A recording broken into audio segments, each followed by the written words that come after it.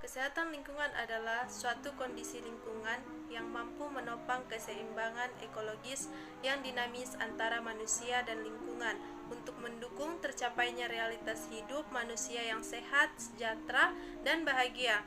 Upaya menjaga kesehatan lingkungan memang tidak bisa dilakukan secara sendiri-sendiri. Misalnya lingkungan rumah kita sudah bersih dan sesuai dengan standar kesehatan yang ada.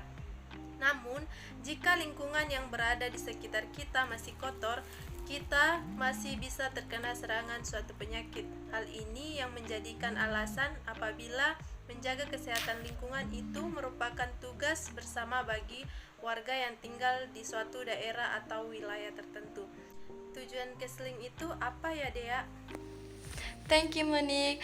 Nah, di sini saya akan menjelaskan apa sih tujuan Kesling. Nah, tujuan utama Kesling atau kesehatan lingkungan adalah untuk menciptakan lingkungan yang sehat, bersih, dan nyaman bagi manusia. Nah, Kesling juga bertujuan mengurangi risiko penyakit yang disebabkan oleh faktor lingkungan seperti polusi udara, air yang terkontaminasi, sanitasi yang buruk, dan hama. Dengan memastikan pengelolaan air, makanan, dan limbah yang baik, Kesling membantu memutus rantai penularan penyakit. Program Kesling seringkali mencangkup edukasi masyarakat tentang pentingnya kebersihan pribadi dan lingkungan. Ini dapat membantu menciptakan kebiasaan sehat yang mengurangi risiko penyakit. Singkatnya, Kesling berusaha menciptakan keseimbangan antara manusia dan lingkungannya sehingga keduanya dapat hidup berdampingan dengan sehat. Nah, selanjutnya apa sih manfaat Kesling itu, Naifa? Oke, makasih Dea untuk penjelasannya. Nah, sekarang itu mengenai manfaat Kesling. Nah, yang pertama itu keseimbangan ekosistem. Kenapa? Karena Kesling juga menjaga keseimbangan ekosistem dengan mencegah kerusakan lingkungan dan mengurangi dampak negatif terhadap flora dan fauna. Yang kedua, kesehatan manusia. Tentunya dengan praktik Kesling ini kita dapat membantu untuk menjaga kualitas udara, kualitas air, dan kualitas tanah kita di lingkungan kita. Kenapa? Karena dalam hal tersebut kita membutuhkan juga udara yang sehat, oksigen yang baik, dan air yang bersih, dan juga tanah yang subur untuk kepentingan dan keperluan kita ke depannya. Nah, untuk yang ketiga, itu mengenai ketersediaan sumber daya alam. Dengan menjaga kelestarian lingkungan, sumber daya alam seperti hutan, air bersih, dan tanah subur dapat dipertahankan. Hal ini berdampak pada keberlanjutan sumber daya alam yang vital bagi bagian hidup manusia. Nah, yang manfaat keempat itu mengenai pertanian dan pangan. Kesling mendukung pertanian yang berkelanjutan dengan memelihara kesuburan tanah dan ketersediaan air untuk irigasi. Nah, yang kelima, ekonomi dan kesejahteraan.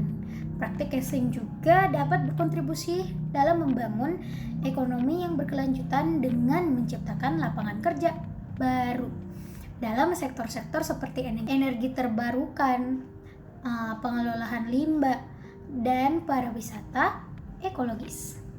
Nah, yang keenam itu pendidikan dan kesadaran lingkungan. Nah, tentu saja pada